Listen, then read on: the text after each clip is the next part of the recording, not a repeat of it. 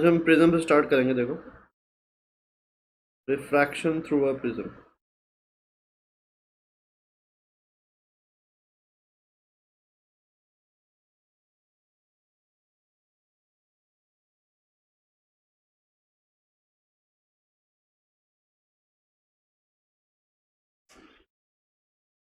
हम जो प्रिज्म से डील करेंगे that will be a equilateral prism.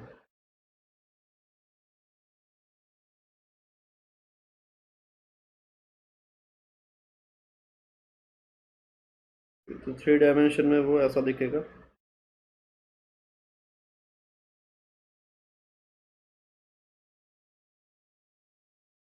Base angles आपके इक्वल होंगे।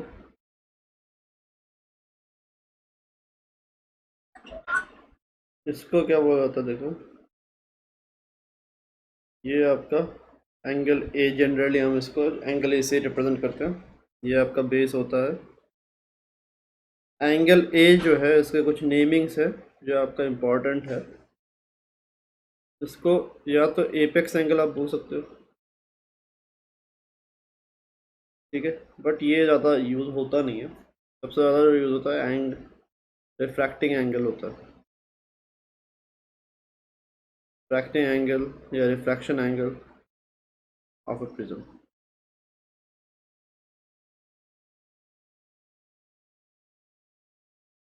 ठीक है, तो इससे कंफ्यूज नहीं होना है आपको। Angle of refraction is a different thing, refracting angle of a prism is a different thing. ठीक है, तो रिफ्रैक्टिंग एंगल ऑफ प्रिज्म क्या होता है? जो इसका एपेक्स एंगल होता है, that is only what refracting angle of a prism is. तो क्वेश्चंस में आपको यही लैंग्वेज यूज़ करेंगे, और जनरली स्टूडेंट्स इसको एंगल ऑफ रिफ्रैक्शन से कंफ्यूज कर लेते हैं। That is a different thing, उसका आपको ध्यान रखना है। ठीक है, यहाँ पे अभी फ़िलहाल जो हम रिफ्रैक्शन करेंगे, यहाँ पे हम मोनोक्रोमैटिक लाइट यूज़ करने वाले हैं। Monochromatic light as in light which has only one colour, एक ही वेवलेंथ। ठीक है, तो लाइट का क्या है कि लाइट का जो वेवलेंथ है that creates a sensation of colour in our eyes. ठीक है, लाइट क्या होता है? Light is basically the EM wave that human eyes can see. ठीक है, बाकी ईएम वेव्स को हम देख नहीं सकते। तो एक छोटा सा स्पेक्ट्रम रहता है, पूरे ईएम वेव का एक छोटा सा स्पेक्ट्रम होता है जो ह्यूमन आइज को सेंसिटिव होता है। ठीक है, तो that brings about an idea of vision in human eye. तो उसी को हम क्या बोलते हैं? That is only what we know as light. तो ये कौन सा स्पेक्ट्रम होता है? ये आपका 360 नैनोमीटर से लेकर 760 नैनोमीटर का जो रेंज है, ठीक है, वेवलेंथ का, that is the reason in the entire EM wave spectrum जो ह्यूमन आइज को सेंसिटिव है और ह्यूमन आइज को विजन का एक सेंस देता है वो। तो यहाँ पे हम क्या कर रहे हैं? द लाइट दैट वी, और उसी में जो वेव लेंथ अगर आप चेंज करोगे, जैसे 360 से लेके 760 तक अगर आप वेव लेंथ को चेंज करते जाओ, तो क्या होता है? जो हम कलर को रिसीव करते हैं दैट बिकम्स डिफरेंट। ठीक है, तो वेव लेंथ ही रिस्पॉन्सिबल है फॉर कलर। तो अभी हम यहाँ पे क्या यूज़ कर रहे हैं? मोनोक्रोमैटिक, मतलब single colour light. Single colour मतलब एक ही आपका वेवलेंथ रहने वाला है। क्लियर है?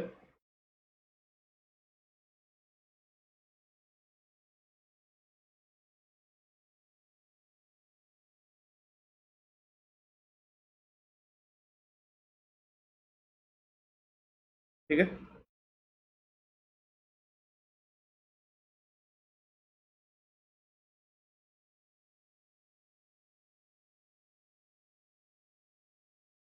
तो अभी देखो यहाँ पे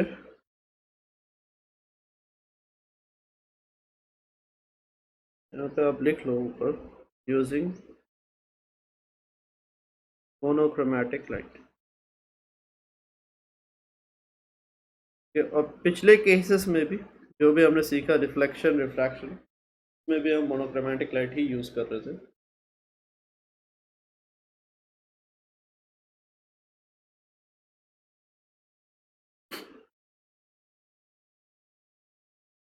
बेस एंगल्स आर इक्वल।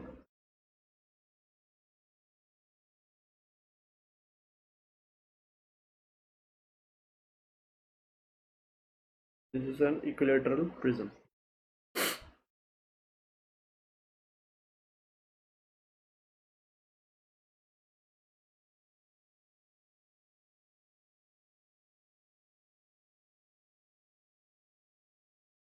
तो अब इसमें से हम लाइट को जब ट्रैवल करवाएंगे तो लाइट दो तरीके से आपको, तब दो पॉइंट्स पे रिफ्रैक्शन होता है। एक ये वाला पॉइंट हो गया और एक ये वाला पॉइंट हो गया। और रिफ्रैक्शन होने के बाद मान लो लाइट आपका ऐसे निकली, ठीक है। यहाँ पे दो नॉर्मल आप बना सकते हो, एक इधर एक इधर।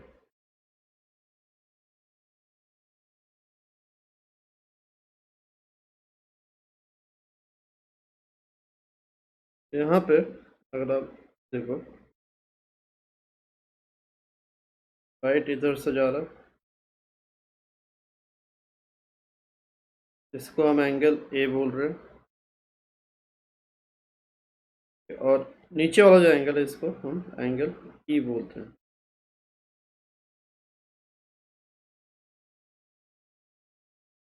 ये आपका एंगल ऑफ इंसिडेंस, ये मान लो फर्स्ट एंगल ऑफ रिफ्रैक्शन, ठीक है। तो इसको हम एंगल ऑफ रिफ्रैक्शन बोलते हैं, इसको रिफ्रैक्टिंग एंगल ऑफ प्रिज्म, ठीक है।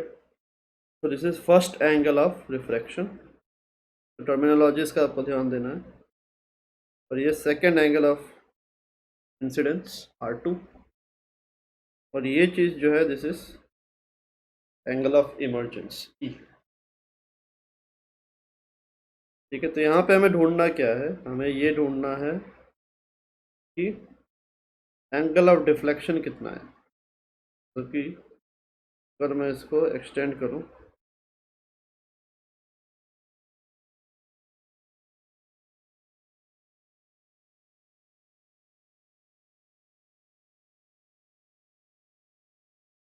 ठीक है।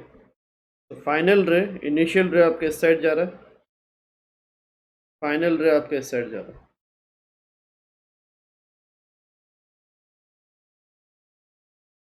तो ये चीज़ क्या है, एंगल ऑफ डेविएशन। क्लियर है जिस,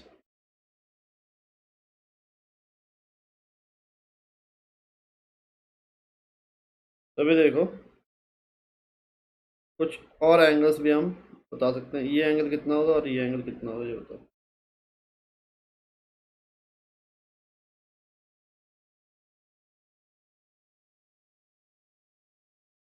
ये वाला एंगल कितना होगा,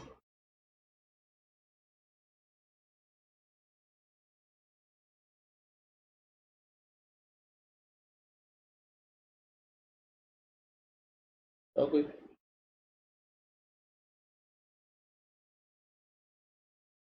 ये आई है तो ये पूरा आई होगा, ये आपका आई माइनस R1।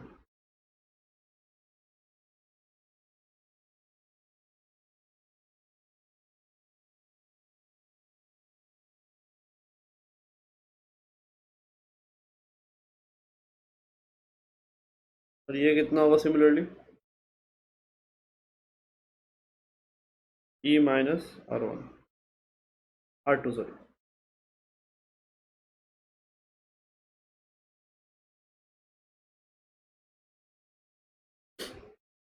क्लियर, कितना होगा इस ट्राइंगल में अगर आप देखो, ये डेल्टा कितना होगा, अपोजिट इंटीरियर एंगल्स का सम हो सकता है, ये वाला और ये वाला मिलकर डेल्टा होगा।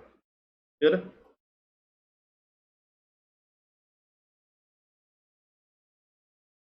तो delta can be written as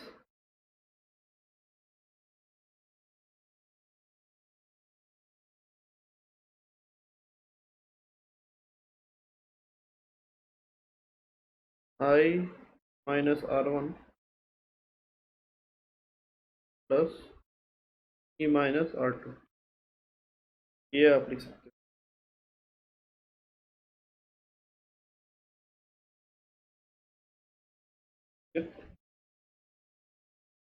इससे क्या आएगा, delta would be equal I plus E minus R1 plus R2।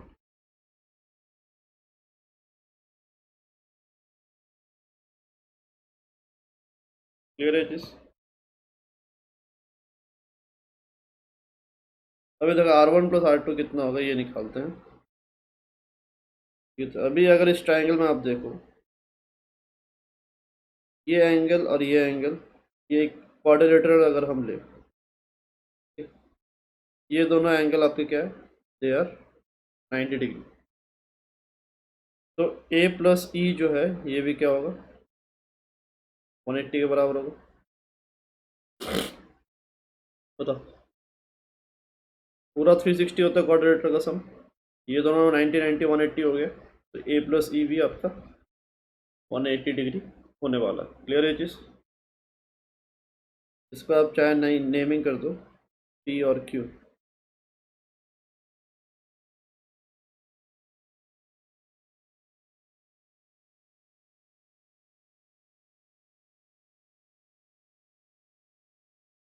In quadrilateral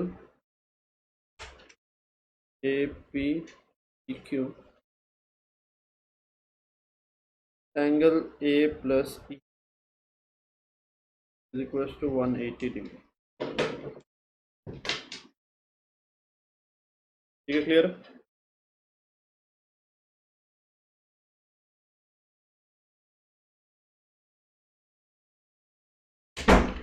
दूसरा, ट्राइंगल पी क्यू अगर आप देखो,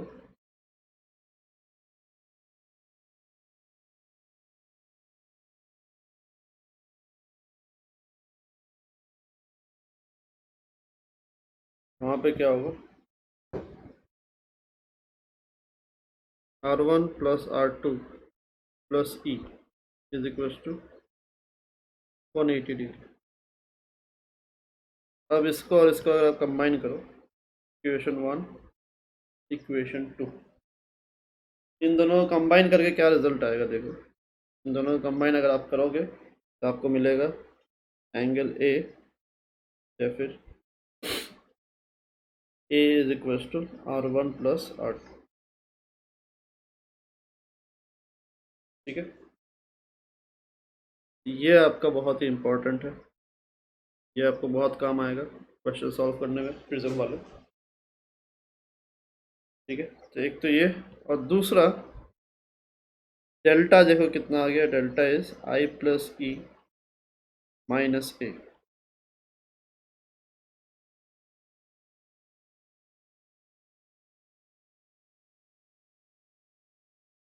ठीक है, यहाँ पे R1 प्लस R2 को ए पुट कर दिया। समझ में आ रहा है चीज़? यहाँ तक क्लियर है सबको?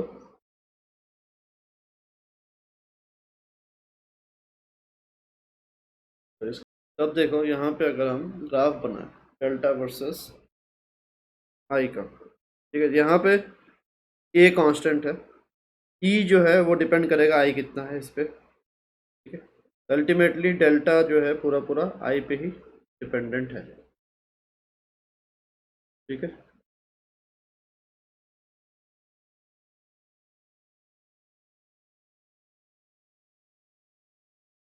तो यहाँ पे देखो,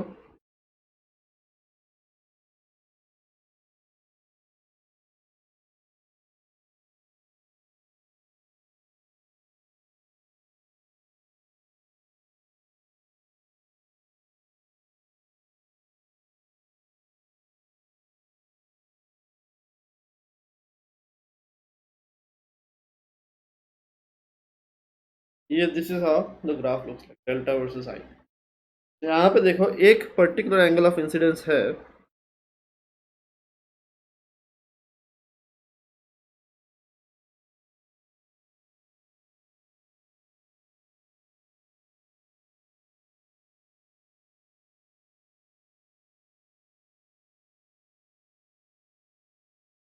जिसके लिए डेल्टा आपका मिनिमम होगा।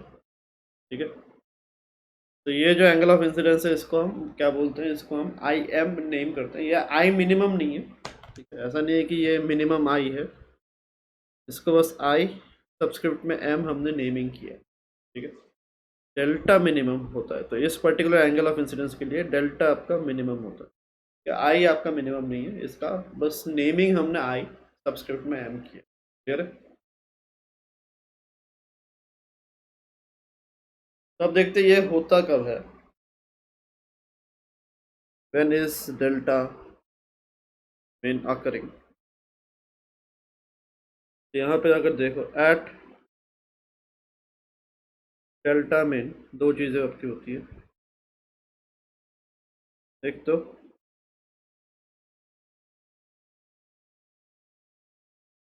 पहला आपका angle of incidence is equal to angle of emergency, एक तो ये होता है। दूसरा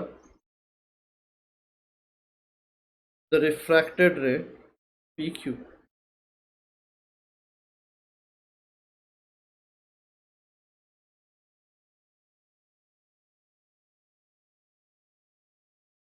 इज पैरेलल टू दिस।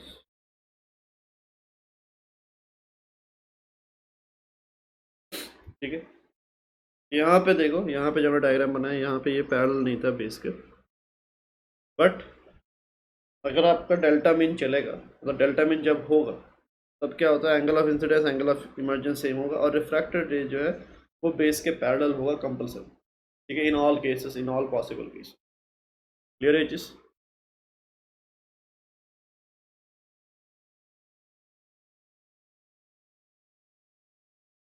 तो अगर एंगल आई और एंगल ई इक्वल है देन R1 और R2 जो है ये भी आपके इक्वल होंगे।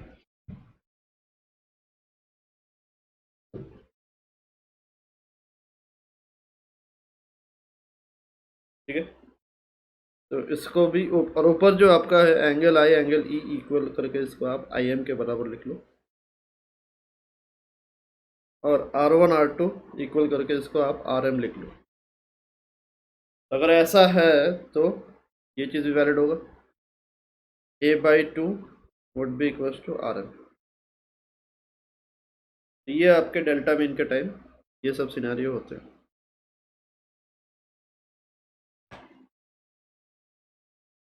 इसको प्रूफ आप कैसे कर सकते हो कि डेल्टा मीन पे ये दोनों इक्वल होते हैं, वो भी देख लेंगे थोड़ा। इसको लिख लो पहले, ये कंप्लीट हो गया क्या? ये तो अभी इसका प्रूफ देखो कैसे होता है, how during delta mean angle of incidence and angle of emergence both are equal, वो देखते हैं।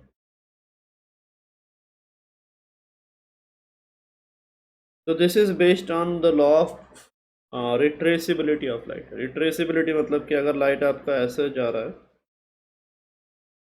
ठीक है, यहाँ पे अगर आपका आई है, यहाँ पे अगर ई है, ठीक है, तो अगर आप लाइट को उल्टा भी सेंड करोगे ना, मतलब इस तरीके से अगर आप सेंड करोगे, ई अगर इंसिडेंस के बराबर बन जाएगा तो ये इमरजेंस आपका आई के बराबर होगा उस टाइम। ठीक है, मतलब जिस पाथ में वो एंटर हुआ और रिफ्रैक्ट होके फिर इमरजेंट हुआ, उसी पाथ में अगर आप वापस आप इंसिडेंट कराओगे बैकवर्ड्स तो वही पाथ फॉलो करके वो वापस निकलेगा। समझ मारा? तो this is known as the law of retracibility of light. This is valid for each and every cases. ठीक है, हर जगह वैलिड होता है ये चीज़। तो इससे अगर आप देखो, जब आप मान लो आपने आई एम चूज किया, ठीक है, मतलब angle of incidence for which delta is minimum. तो यहाँ पे अगर आप देखोगे, यहाँ पे मान लो ई का कोई भी वैल्यू आया, ठीक है, तो यहाँ पे आपका डेल्टा जो है अभी मिनिमम आ रहा है। तो सिमिलरली अगर आप वापस, तो यहाँ से अगर लाइट सेंड कर रहे हो तो ये केस बन रहा है।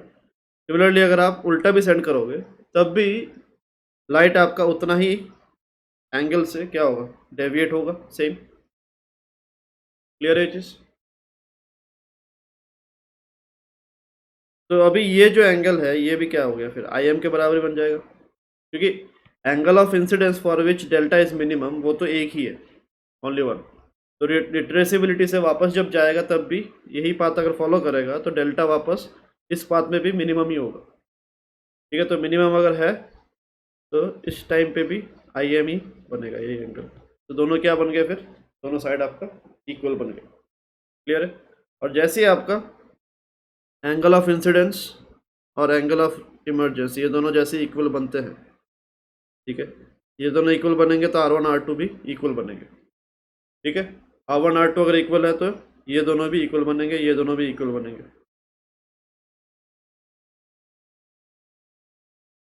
ठीक है, तो ये ऑटोमेटिकली आपका पैरेलल बन जाएगा।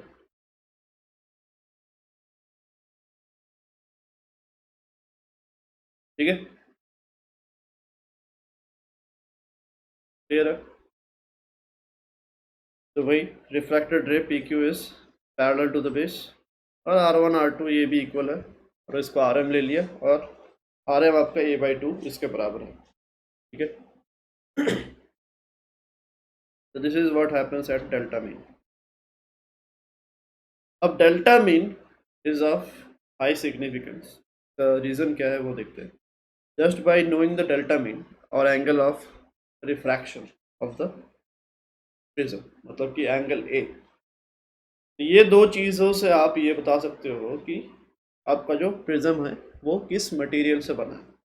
ठीक है, तो just from delta mean and angle A, angle A तो चलो आपको प्रोट्रैक्टर से मेजर करके आपको मिल जाएगा। ठीक है, और डेल्टा मीन कहाँ से मिलेगा, उसका हर प्रिज्म का एक ग्राफ रहता है डेल्टा वर्सेस आई का, वहाँ से आपको डेल्टा मीन मिल जाएगा, या फिर प्रिज्म पे ही स्पेसिफाई किया जाता है कि डेल्टा मीन है कितना। तो क्वेश्चन ये है कि delta wise delta mean so important. Delta mean इसलिए इम्पॉर्टेंट है because if you know delta mean and A, you can tell what material the prism is made up of. ठीक है, तो देखते हैं इसको कैसे करेंगे। तो इतना हो गया ना। ठीक है, तो यार डेल्टा मीन डायग्राम बना लेते हैं एक बार।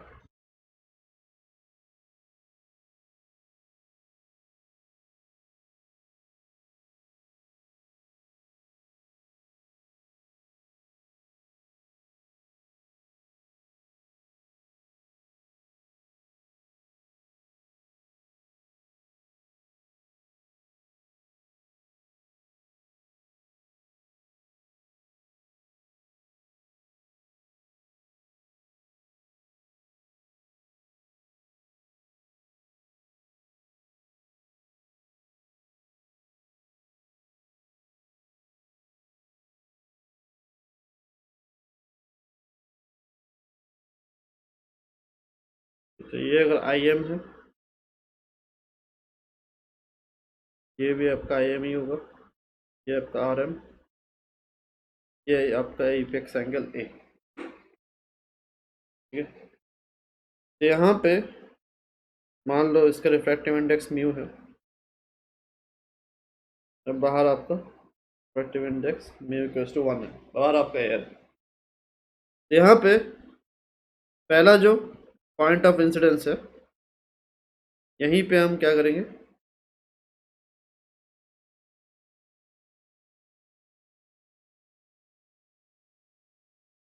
नेस तो लगाते हैं, देखो क्या बनेगा, sine I M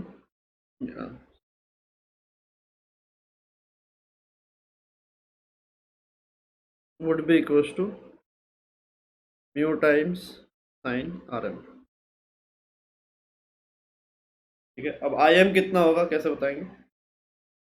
I am को हम डेल्टा मीन के हिसाब से अगर लिखें तो ना हो, देखो delta is equals to I plus E minus A, एक तो ये है इक्वेशन। डेल्टा की जगह डेल्टा मीन अगर लिखोगे तो क्या बन जाएगा, 2 टाइम्स आई एम, आई और ई दोनों आपके इक्वल हो गए, माइनस ए, तो आई एम कितना आ रहा है, ए प्लस डेल्टा मीन बाई 2। ये आपका आई एम हो गया। ठीक है,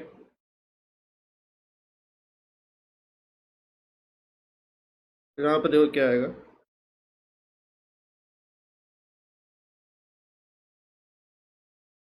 साइन आई एम की जगह आप लिख सकते हो A plus delta mean by 2 is equal to mu into sine R M. R M की जगह आप a/2 लिख सकते हो।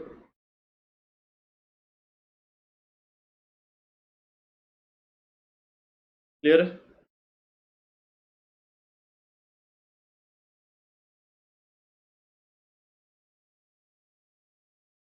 अभी कुल मिला के म्यू क्या बन रहा है,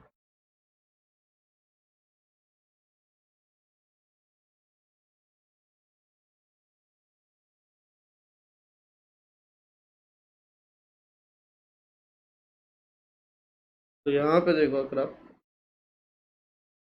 अकेला ए और डेल्टा में, ठीक है, इन दोनों से ही आपका रिफ्रैक्टिव इंडेक्स म्यू जो है वो निकल के आपका आ गया। अगर आपको म्यू पता है तो म्यू से आप मटेरियल क्या है, किससे वो बना हुआ है, वो भी आप बता सकते हो। क्लियर है ये चीज़, समझ में आ रहा? सिग्निफिकेंस क्या है? सिग्निफिकेंस है कि डेल्टा मिन helps us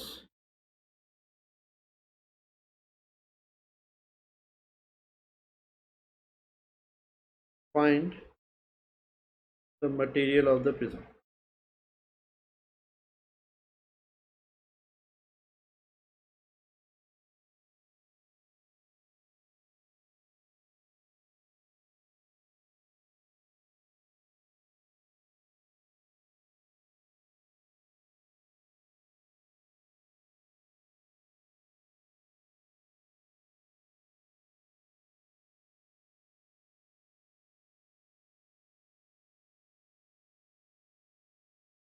Prisms with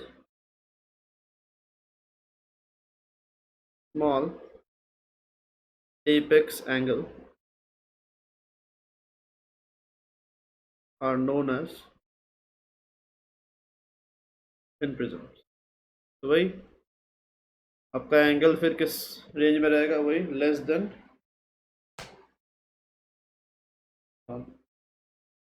5 डिग्री, that is what it is going to. लिख लो ये। हेलो। हाँ हाँ,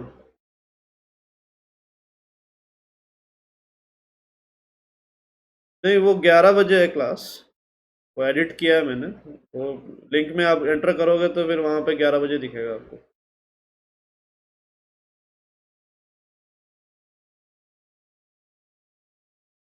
बैच 1 जो है, हाँ बैच 1 का सीनियर पीसीएम वो 10 बजे है।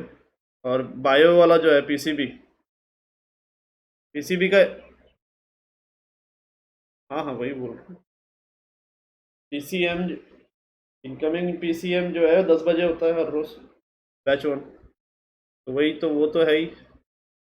और पीसीबी जो है वो शायद 9 बजे चला गया है, उसको 11 बजे, वो 11 बजे ही है। वो गलती से मैंने 9 बजे का शेड्यूल करते टाइम 9 बजे ऑटोमेटिकली कैच कर लिया उसने, 1 घंटा बाद का, तो वो इसलिए। हाँ हाँ, वो 11 बजे उसको खोलोगे ना, 11 बजे आएगा वो।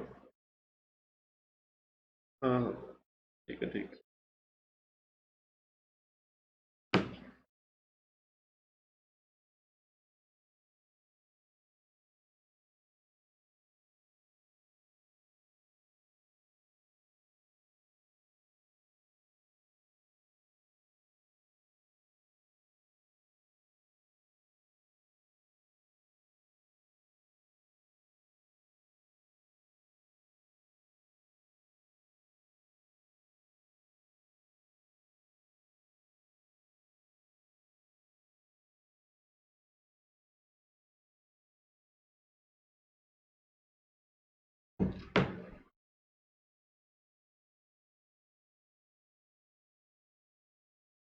ठीक है, तो इसमें क्या होगा?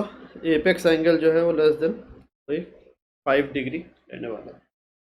ठीक है, तो यहाँ पे क्या होगा देखो, with thin prisms and paraxial race,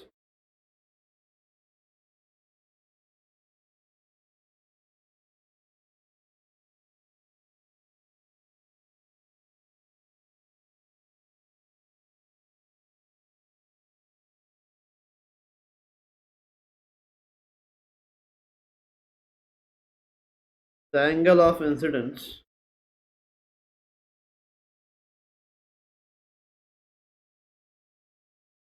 emergence and diffraction all will become small।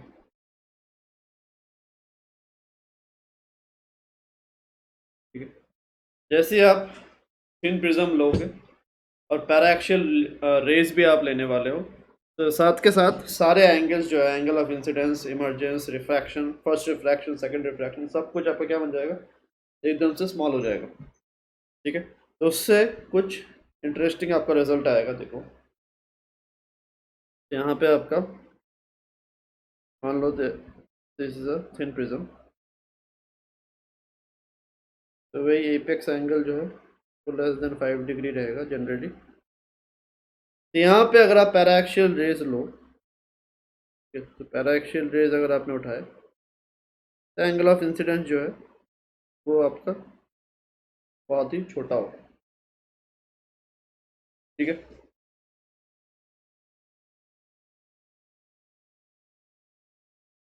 तो अभी देखो एंगल ऑफ इंसिडेंस अगर आपका छोटा है, डेल्टा का बेसिक इक्वेशन क्या है? Delta is I plus E minus A. ठीक है, यह आपका बेसिक इक्वेशन है डेल्टा का, एंगल ऑफ डेविएशन।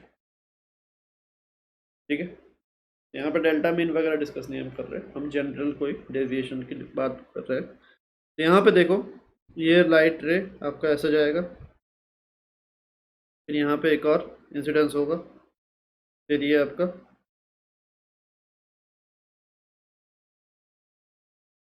ई, ये आपका R2, यहाँ पे R1।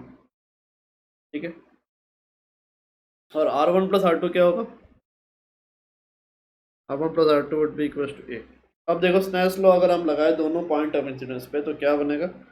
अप्लाइंग स्नेल्स लॉ, एक तो इक्वेशन बनेगा आपका, अंदर अगर म्यू है, sine I is equal to mu sine R1, एक तो ये इक्वेशन है। ठीक है, but since angles are small, यहाँ पे आई आपका लिख सकते हो म्यू इंटू R1, ये आपका एक इक्वेशन बन गया। सिमिलरली स्नेल्स लॉ अगर आप पॉइंट ऑफ इमर्जेंस पे लगाओगे तो वहाँ पे क्या होगा? Mu sine R2 would be equal to sine E, यहाँ से क्या आएगा? Mu into R2 is equal to E. Clear है चीज?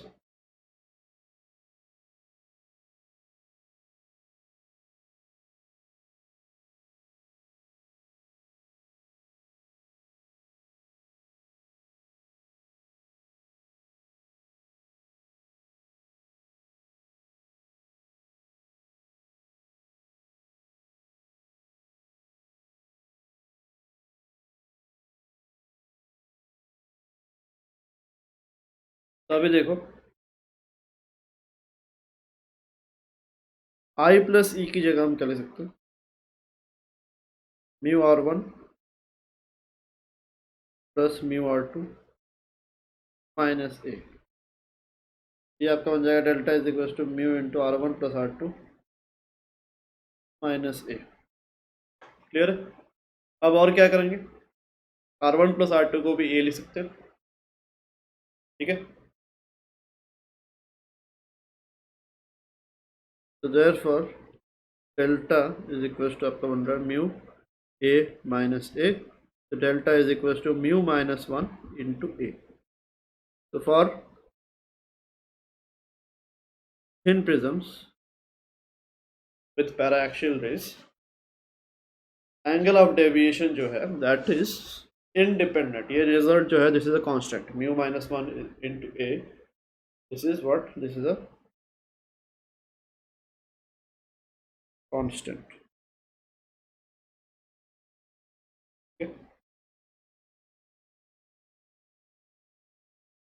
Independent, angle of deviation is independent of what? This is independent of the angle of incidence. ठीक है, तो this is a very important result. In prisms के लिए delta constant होता है।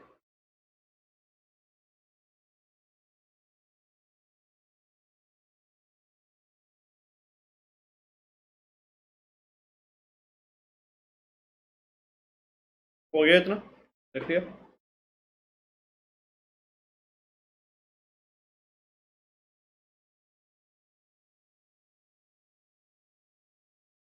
तो अभी देखो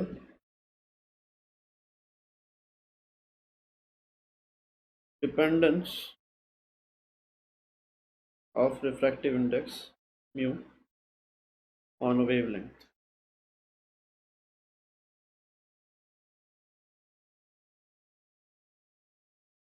According to Cauchy's formula,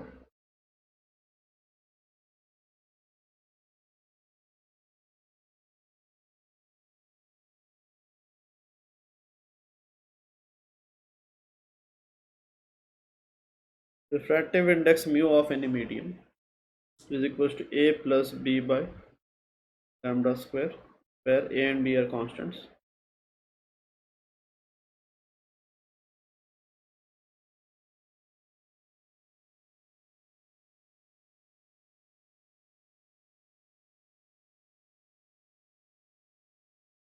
Therefore, क्या बन रहा है? Mu is inversely proportional to square root lambda square. उसका मतलब क्या है? अगर आप जो लाइट यूज कर रहे हो, सेम मीडियम आपका अगर चेंज नहीं भी होता है, सेम मीडियम का डिफरेंट वेवलेंथ ऑफ लाइट या डिफरेंट कलर लाइट के लिए सेम वेवलेंथ का रिफ्रैक्टिव इंडेक्स जो है वो हर एक अलग अलग कलर को अलग अलग परसीव होने वाला है। ठीक है, यहाँ पे मीडियम आपका चेंज नहीं हो रहा, मीडियम वही है, but different colours will perceive different refractive index of the same medium. ठीक है, वो किस पे डिपेंड करेगा? वो that is inversely proportional to the square of the wavelength. जैसे कि अगर मान लो एक मीडियम में, मान लो ग्लास आपका एक मीडियम है, ग्लास के अंदर आप डिफरेंट कलर के लाइट सेंड कर रहे हो, तो उसमें सबसे ज़्यादा रिफ्रैक्टिव इंडेक्स कौन से कलर के लाइट को मिलेगा? बताओ।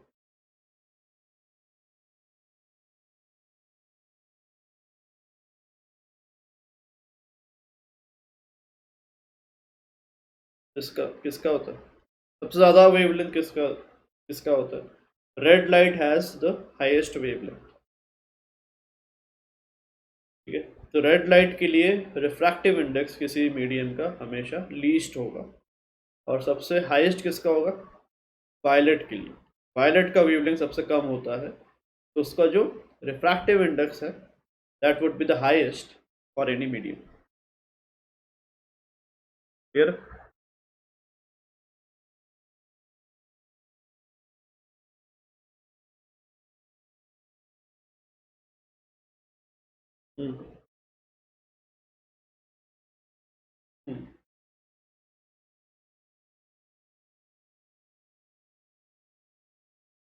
स्पीड, डिफरेंट कलर का डिफरेंट वेवलेंथ का लाइट का अलग अलग स्पीड बनता है मीडियम में।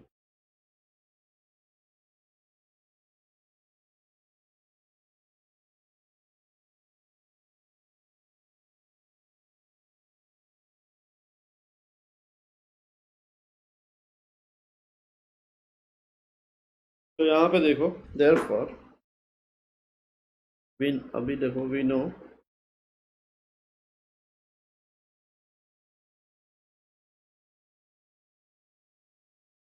lambda of red is greater than lambda of violet. In fact, lambda of red is highest.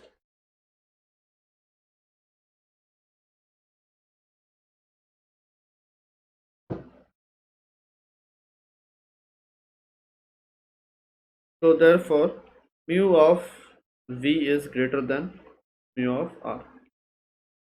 ठीक है, ऑल्सो डेल्टा, थिन प्रिज्म की बात हो रही है, is mu minus one into A,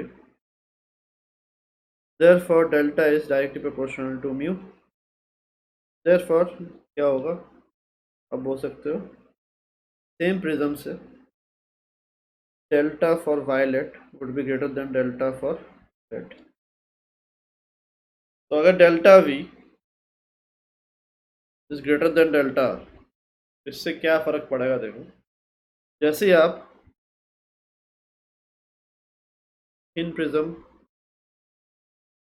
the polychromatic light used on thin prism,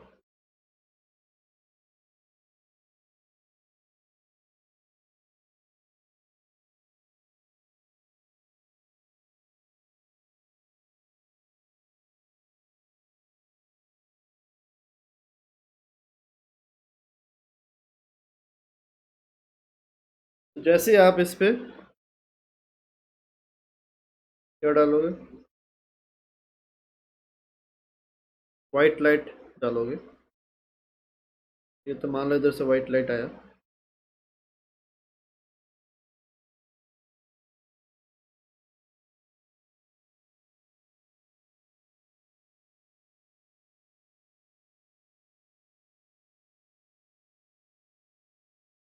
ठीक है, तो अभी डेविएशन जो है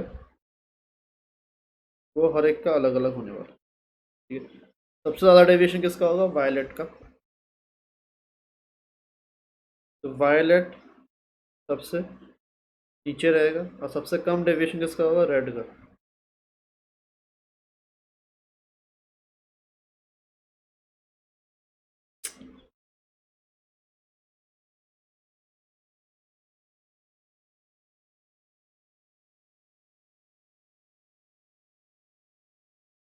तो ये आपका एंगल क्या है? This is delta we, sorry delta R. And ये एंगल क्या है? This angle is delta we. Clear है इतना? बोलो।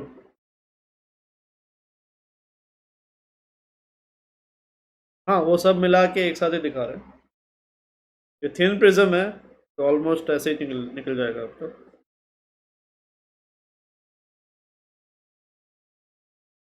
और बीच में सारे आपके कलर्स प्रेजेंट रहेंगे। तो यहाँ से आपका बी स्टार्ट होगा, द रेड। बीच में आपका I, B, G, Y, O, R सब आपके रहेंगे।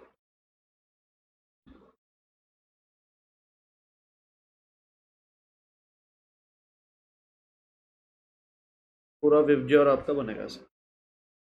तो अगर ऐसा है तो यहाँ पे क्या हो रहा है? देखो, इधर से वाइट लाइट एंटर किया, और ये यहाँ पे लाइट आपके सारे कलर्स जो इसके कॉन्स्टिट्यूएंट कलर्स है उसमें ब्रेक डाउन हो गया।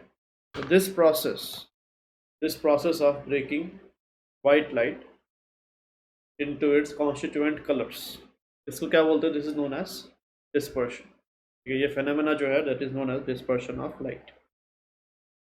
तो थिन प्रिज्म में जैसे आप वाइट लाइट को फ्लैश करोगे तो उसमें से दूसरे साइड से जब लाइट निकलेगा तो वो डिस्पर्स होके निकलेगा। और ये जो पैटर्न है, ठीक है, दिस पैटर्न, अगर आप यहाँ पे एक स्क्रीन रखो, ठीक है, तो आपको सारे कलर्स आपको मिलेंगे। This pattern which is obtained on a screen, this is known as spectrum. ठीक है, तो ये यहाँ पे आपको क्लैरिटी होना चाहिए कि किसको क्या बोल रहे हैं। फेनोमेना को स्पेक्ट्रम नहीं बोल रहे, पैटर्न को स्पेक्ट्रम नेम किया गया जो मिलता है। और ये जो लाइट ब्रेक डाउन हो रहा है अपने कॉन्स्टिट्यूएंट कलर्स में, इस प्रोसेस को डिस्पर्शन बोला गया। क्लियर है ये चीज़?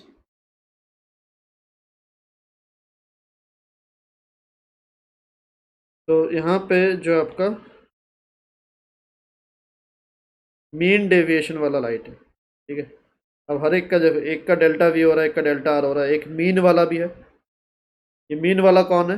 जनरली ग्रीन या येलो, दोनों में से कोई भी लिखा जाता है। तो ग्रीन या येलो का जो है deviation, that is also known as delta mean. ठीक है, तो इसको आप डेल्टा मीन रख के रखो।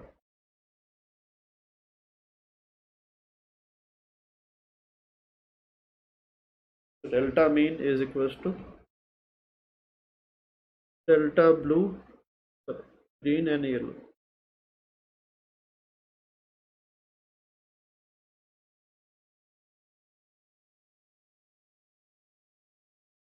ब्लू भी यूज़ होता है कहीं कहीं। ये सारे आपके डेल्टा मीन के आसपास ही घूमते हैं।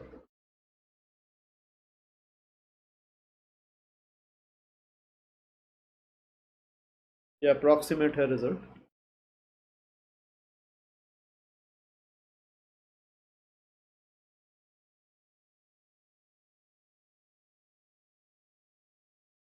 क्लियर है? ये आपका एपेक्स एंगल ए है। यहाँ पे देखो, अगर हम डेल्टा वी की बात करें, delta V is mu V minus one into A. ये चलो यहाँ पे डिस्पर्शन का डेफिनेशन भी पहले लिख लेते हैं, जरा आप लिख कर सकते हो डेल्टा आर म्यू आर -1 ए। ठीक है, इस एंगल को क्या बोलते हैं?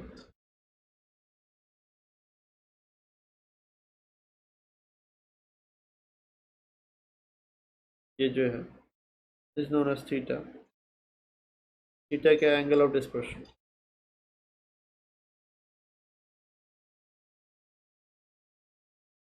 और इसकी वैल्यू कितनी है? Delta V minus delta are.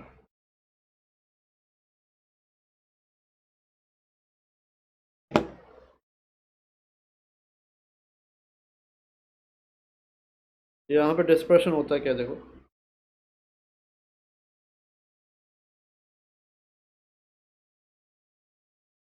The phenomena of breaking of light into its constituent colors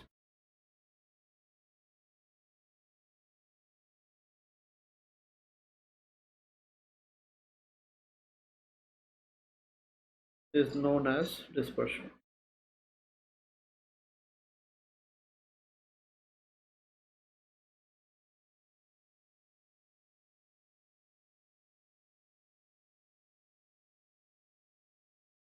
ठीक है,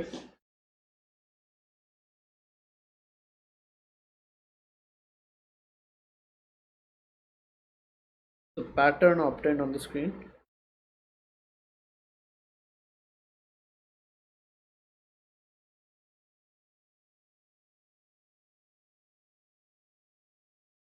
is called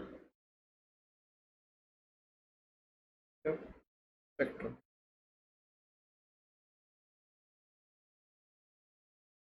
स्क्रीन पे जो पैटर्न आपको मिलेगा उसी को हम स्पेक्ट्रम बोलते हैं।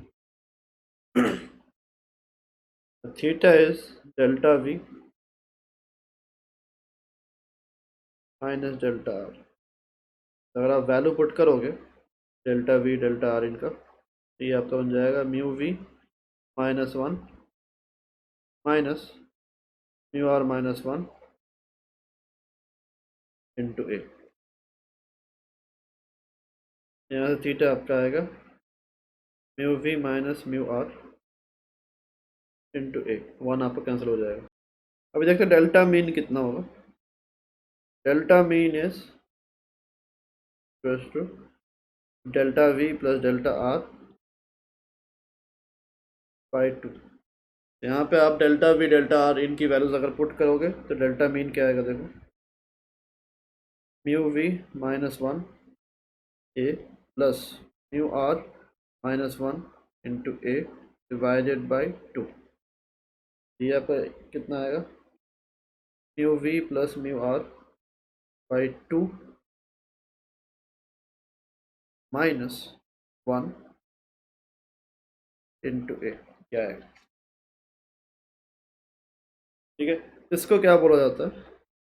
This is known as mean value of refractive index, या फिर जनरली जो हम रिफ्रैक्टिव इंडेक्स यूज़ करते हैं। ठीक है, तो ग्लास का हम 1.5 लेके चलते हैं, वाटर का 1.33 या 4/3 है।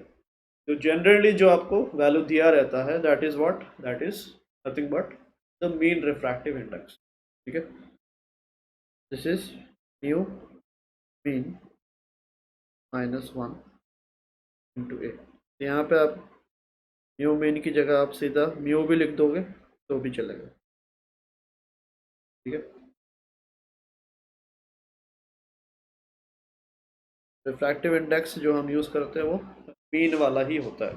ठीक है, अगर आपका किसी कलर के स्पेसिफिक रिफ्रैक्टिव इंडेक्स है तो वो मेंशन किया जाता है आपको। ठीक है, तो ये आपका म्यू आर होगा वैसे।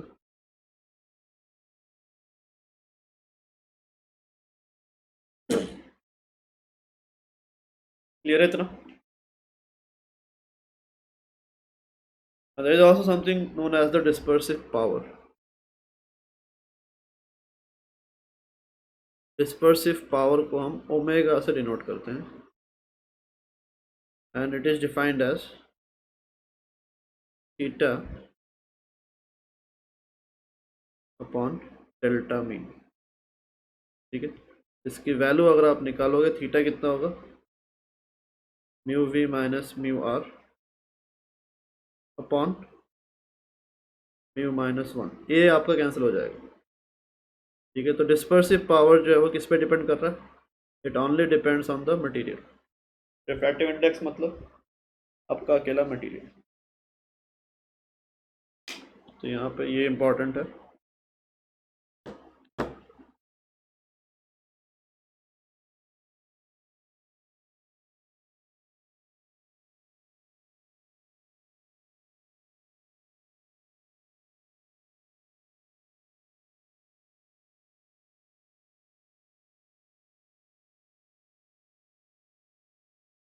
It is independent of apex angle.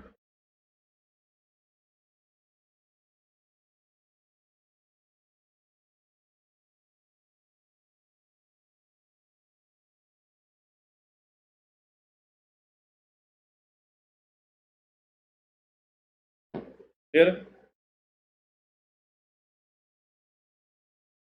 ठीक है, चलो ठीक है, आज इतना रखते हैं। ठीक है,